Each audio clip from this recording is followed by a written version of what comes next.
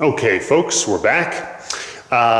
Same day. I've been told by people who create content for a living or just listen to podcasts or YouTube videos that you have to change your clothes if you're doing things, so I'm wearing a t-shirt now. That's very exciting. Okay, so we are still actually under that first heading. I want to show you a couple of problems involving thermochemistry. And those are sections 5.1 and 5.3. So I'm going to go through a couple of examples specifically for ozone. And where does ozone come from?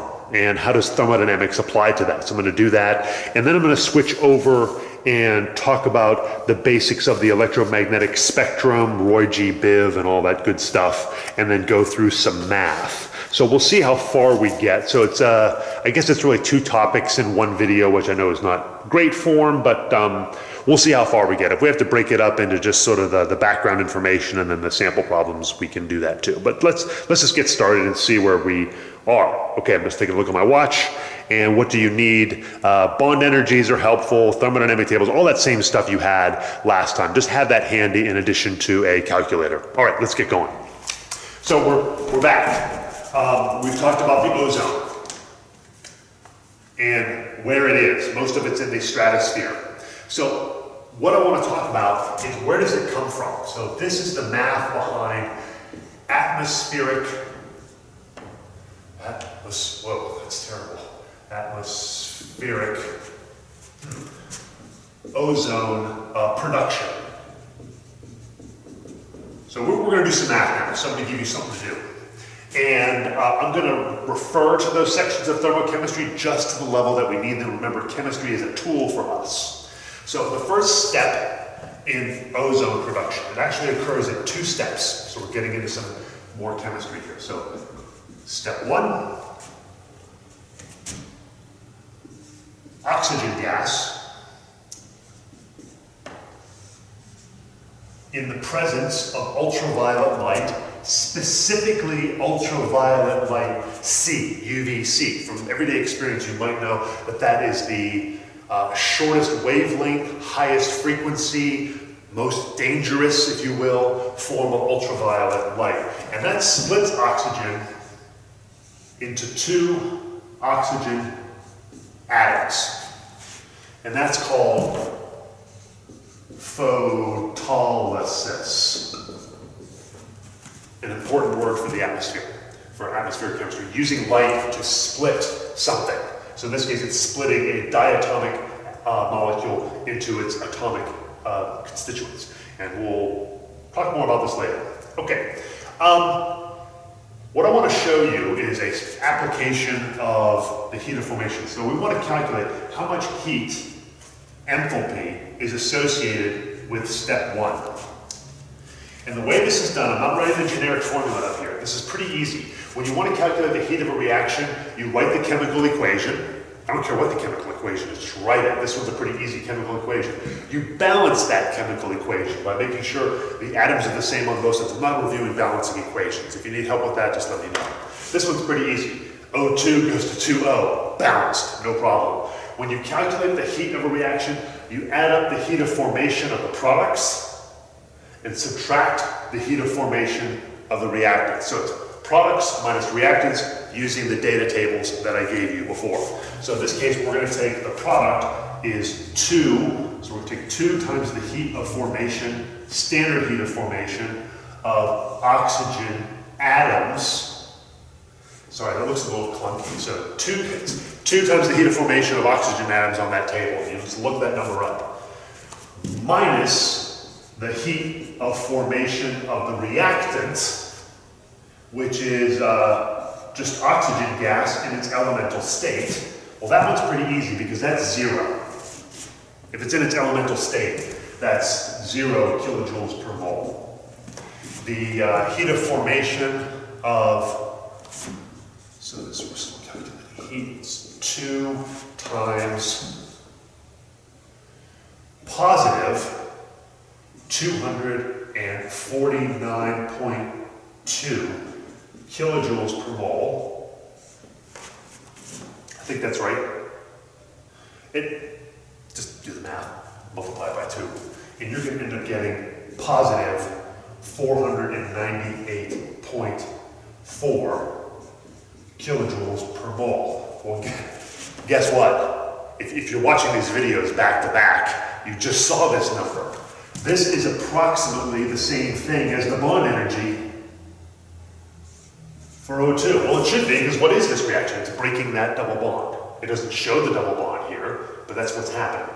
So it's really about the same thing. That kind of makes sense. Step 2, I'm going to try to get all this on one board if I can. Maybe tough. And we will learn this more in kinetics. This is called a reaction mechanism. All the steps that give you an overall reaction. They don't necessarily always occur in one step. Some reactions are multiple steps, and that's called a reaction mechanism. So in the next step, one of those oxygen atoms that was just generated here, one of them, reacts with another diatomic oxygen. There's lots of them floating around, so it's a different one than the first one, but it's just another one. I guess I should use different colors, but it's not the same as that one, it's a different one. And that's where you get ozone.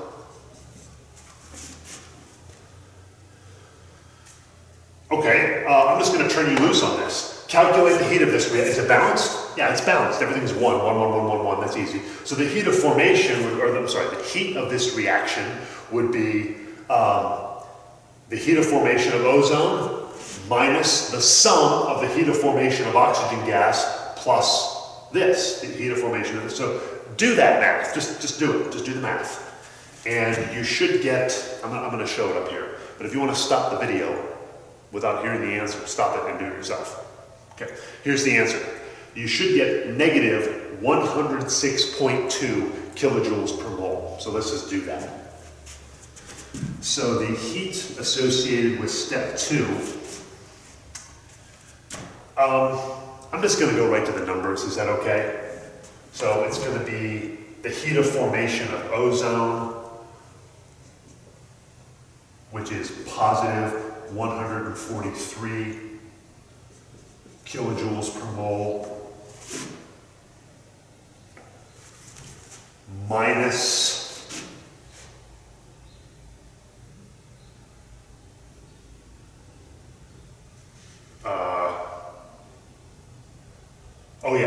it's minus positive 249.2, so it's going to be minus 249.2 kilojoules per mole. And I'm not even going to bother with the O2 gas because it's 0. So why do that? It's 0. If you want to write minus and put in brackets plus, well, you can do that, I guess. So that's minus positive plus 0 kilojoules per mole, just if you want to make sure you understand it.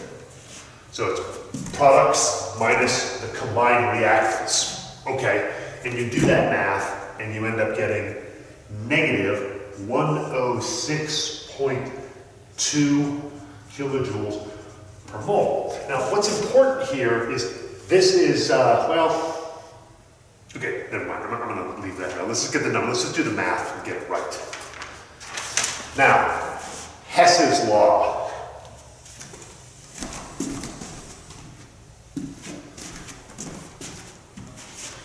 So, we need to sit down for this one. One thing you're going to read about in one of those sections is called Hess's law. Hess's law says if you add up the steps of a chemical reaction, that'll give you the overall steps.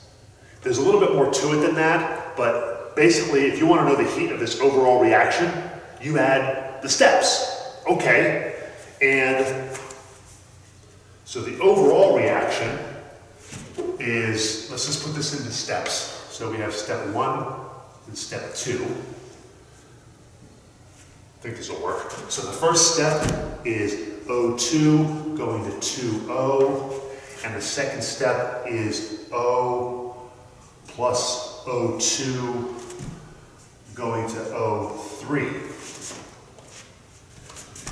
But we know that the overall reaction that we're looking for is just oxygen going to ozone. I'm getting a little confusing here, but I think this will make sense. Is when you add up the different steps, you want these intermediate species to cancel out. That's not always going to happen.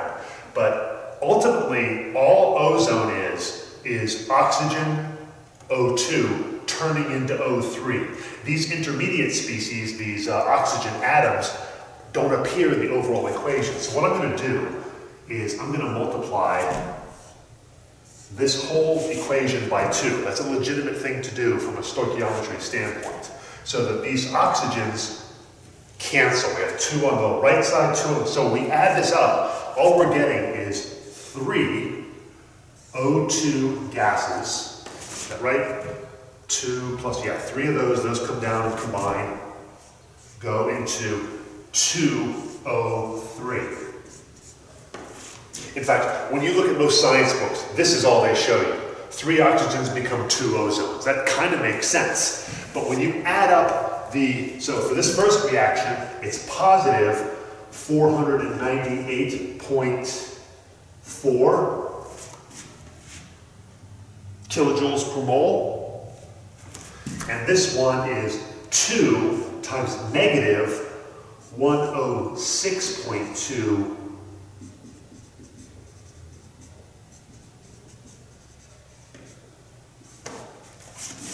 So we just have to take the heat and multiply it by 2 since we multiplied all the chemicals with it. It kind of makes sense. So the overall heat of this reaction is positive 286.0 kilojoules per mole. The only thing I'm going to make a comment here, and I think this is where I'm actually going to end this video, so we don't do the, we'll do the electromagnetic spectrum in the next video. That's fine. If you want to keep watching them, that's great. The only last comment I'll make here is that, is if you look up the heat of formation of ozone, you're going to get half of this. So that number is actually 2 times the standard heat of formation of ozone. Which it's just kind of, so it's like we're going around in a circle here, but it's good to see the same principles leading to the same place. So when you look up the heat of formation on those tables, that's the heat of formation for 1 mole. So when we do all this math, that's the formation of 2 moles of ozone. So if you divide that by 2, compare it to the number on the tables, those should be about the same because that's the heat of formation. It's literally how much energy does it take to make ozone from its constituent elements, which is what heat of formation means. Okay, I think that'll be good. So for this particular video, section 6.1 is irrelevant. So we'll push that to the next one, and let's do all the electromagnetic spectrum math in the next video. And I think that'll do it. Okay, see you soon.